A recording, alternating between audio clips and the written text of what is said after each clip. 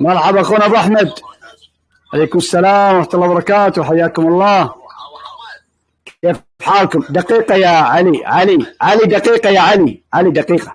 اصبر. هو فضل بس اخويا ابو عثمان تعقيب بسيط وجزاك الله خير. هو بيقول النبي من اعطى عليه الثلاث، صح كده؟ استاذ اشرف. كيف حالك يا استاذ اشرف؟ الحمد لله حبيبي، الله يحفظك. عرفتي ولا ابو حمد بلتوك معانا؟ اي نعم. ابو استاذ اشرف. علي دقيقه. استاذ علي دقيقه بس. حضرتك بتقول النبي من اعطى عليه، اسمعني يا استاذ. حضرتك بتقول النبي من اعطى عليه كثير وما تبي تنطق بالحق يعني، وحتى علمائك ما نطقوا بالحق. شيخ ابو احمد، اول شيء جزاك الله خير على يعني هذه الضيافه، وانا امين الله يحفظكم ويبارك فيكم. احنا طبعا يعني انما نحن عالة على مشايخنا قبل في البالتوك وتعلمنا. نعم الله يحفظكم. احنا تعلمنا الاخلاق من محاورينا في البالتوك قبل ان نتعلم الالزامات، وقبل كذلك ان نتعلم يعني عقائد الاماميه الاثنى عشريه.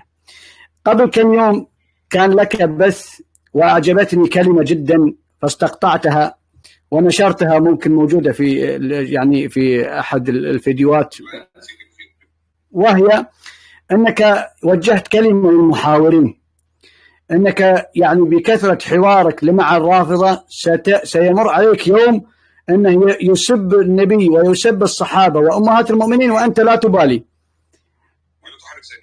نعم، وكذلك قد يطعن بعرض النبي وانت لا تحرك ساكنا، بينما اذا طعن بك انت وقد يكون الطعن بذاتك بحق تثور. صحيح. هذه انا استقطعتها هذه يعني واعطيتها للاخوه يعني، وكذلك كانت لنا كلمه احنا قبل يعني قبل ان تسجل مثل الكلمه هذه في البثوث نحو هذه الكلمه. كثير من الناس انزعج طبعا، خصوصا انه يعني قلنا لبعض من تصدى للحوار للاسف وهو يجهل العقيده الاماميه الاثنى عشريه، يعني كان يحاور بامهات المؤمنين ويحاور بعداله الصحابه. قلت اذن في خلل في القران، انت عندك خلل في القران اذا تحاول بامهات المؤمنين وعداله الصحابه، انت عندك خلل في القران. افتكرت المقطع وسمعت شيء صح. ايوه هو صرت في النص، صرت مقسومه نصين معاك مع حضرتك. ايوه احسن. ايوه ايوه الشاهد من الكلام. بس انا اتفق معاك مليون في المية. نعم تمام. انا دايما بنصح لهم ابعدوا عن المناظرات، يعني طلب المناظرة ده رقم واحد، لأن الشيء أصبح في الفترة الحالية مفيش حد على الساحة يستحق المناظرة. الله أكبر. يعني من بعد مناظرات الشيخ عثمان الخميس حفظه الله والشيخ عدنان والشيخ خالد، مفيش واحد بيقعد قدامك على الترابيزة أصلا بيستحق المناظرة. نعم. يعني خلاص، يعني لدرجة أن أنا قلت إذا أردتم المناظرات فعليكم أن تأتوا ب5 من مشايخ الشيعة تعترفون بسقوط ال5 يسقط الدين الشيعي، نعم. و5 من مشايخ السنة بسقوط 5 السنة يسقط المعتقد السني. تمام. ونقيم مناظرة علنية في قناة تلفزيونية محايدة على حساب أهل السنة والله كله، والإخوة الكرام قالوا إحنا على استعداد تام لفعل ذلك. تمام. وتحمل كل النفقات، ويجلس ال5 أمام ال5، ويجلس هؤلاء أمام هؤلاء في ترابيزة واحدة في موقع واحد في مكان واحد. النقاش في الأصول. نعم. النقاش في الأصول. إذا سقطت الأصول سقط الدين. نعم. تمام. لكن النهارده تعالى الشيخ ابو عثمان، وانا من خلال بس الطيب قبل انسان، والله يا اخواننا الاحبه من كتر ما حاورنا الشيعة وابو حمد يشهد والاخوه الكرام، لو كفرنا معهم الصحابه رضوان الله عليهم واعتقدنا معهم بتحريف القران واعتقدنا معهم بان السنه الصحابه باطله ولم نؤمن بالامامه، احنا برضه كفار في النار. نعم. شوفوا بقى، يعني انا اوصل لكم رساله عشان يقول لك ايه، قالت امك عائشه قال عمر، قل له اترك عمر وعائشه رضي الله عنهما وتحدث في الاصول. اذا سقطت الاصول سقط من بعدها، واذا اقيمت الاصول اقيم من بعدها. صح. لكن للاسف الاخوه زي ما انت قلت يا شيخ يتجه من باب المناظرات لفرض الاعتراض.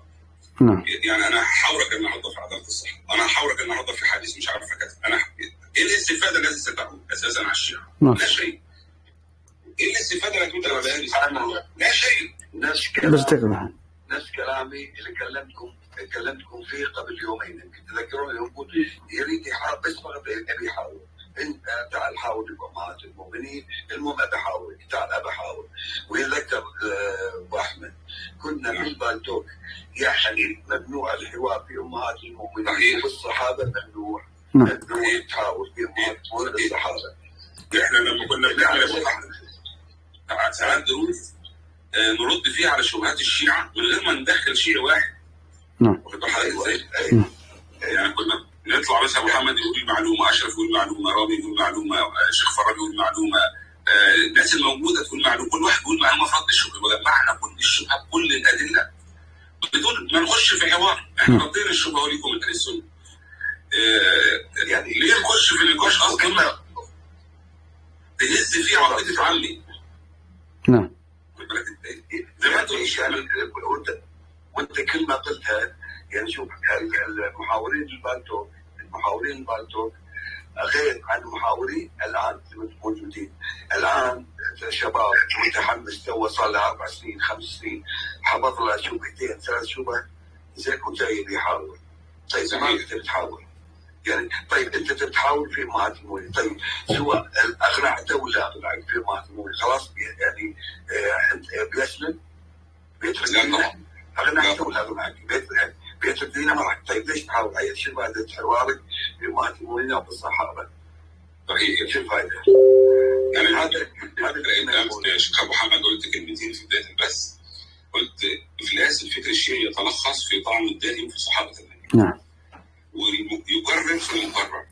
زي 10 قنوات شيعيه مفتوحه ماسكه حديث، قالت ام المؤمنين عائشه، قال عمر، ما بيغيروش. لا عمري سمعت واحد فيهم بيتكلم في توحيد، ولا عمر واحد فيهم بيشرح لهم امامه، ولا بيشرح لهم عصمه، ولا فقه. يعني امس كنت استمع للشيخ عثمان الخميس حفظه الله، طبعا ده من المشايخ يعني المحببه الى قلبي. ما في يوم مر في حياتي من 20 سنه الا لازم اسمع محاضره الشيخ حتى لو مقرره. فكنت استمع اليه الى مختصر اصول الفقه امس. نعم. تمام. كان بيشرحها في 2.5 ساعة. والله يا ابو محمد يعني انا دايما بقول للاخوه ارجعوا لعقيده اهل السنه، فهموا عقيده اهل السنه عشان يلين القلب، والقلب يقصد دائما من حوار المخالف. مستمتع، معلومات قيمه تقدم، شرح سلس يقدم. لكن النهارده هات لي واحد من اللي تابعين ابو محمد واخويا الحبيب الشيخ ابو عثمان، يعني لقيناه بيتكلم مع الشيعة مثلا في الصلاه، كيفيه الصلاه، اللي هم موجودين على الشاشات حاليا، اللي هم المحاورين عم نفسهم محاورين، كانوا يقول لهم مثلا ايه اصول اعتقاد الشيعة، يتحدث في اصول اعتقاد الشيعة، ما تلاقيش.